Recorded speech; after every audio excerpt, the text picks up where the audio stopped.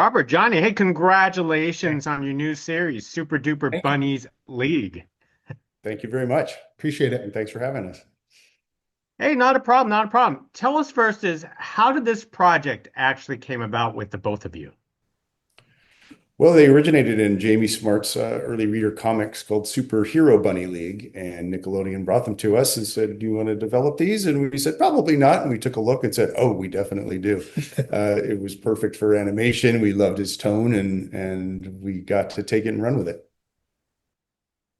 So how do you keep the the essence of Jamie Smart's comics into the series itself without changing too much? Um, well, that's a great question, and I think the truth is that Jamie's tone and our tone are the same. He has a really funny sense of humor. He has a lot of heart in the way he has the characters interact. The drawings are really appealing, so it's kind of everything we would try to bake into a series anyway. And so it wasn't that much of a leap. We knew that it was going to be a great sort of combination of effort. Now, obviously, some of the stories have to change from the comics adapted to screen. Can you tell us about that? And obviously, you have to create his comics is much more like independent comics themselves, and you have to create independent story episodes for this.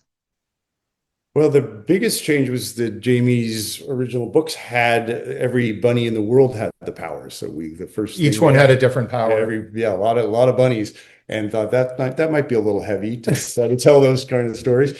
So we cut it down to a single team, and then picking our favorite attributes of the characters that existed in the books, and uh, made it that way. So it goes from there. It comes from you start with the team and you start with the characters, and then start to build stories around it. And then you build a world and a town and all the things that kids will recognize in their own town, supermarkets, mayors, city hall, all of that stuff. So you give them a good home base.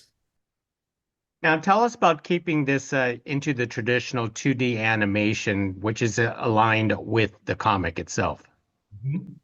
Yeah, it very much lends itself to 2D, and nice that a lot of work was done for us before we started the show. All these beautiful designs and action stuff.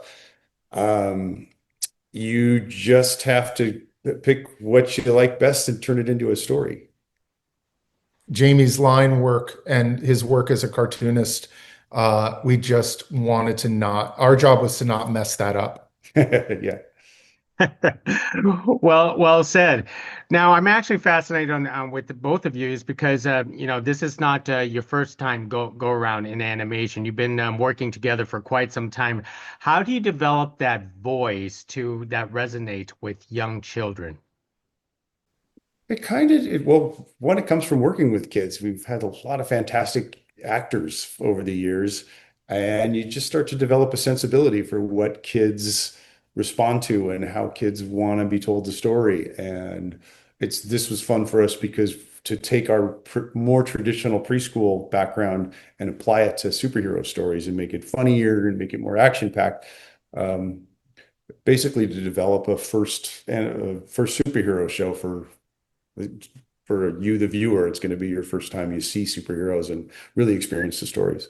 And preschoolers, I still think that they're the best age group to tell stories to. They're incredibly imaginative. They're really excited to hear a story, and they're really in it for the full ride. So they're not cynical. They're not, they are willing, and they're a great audience. So they're perfect for this.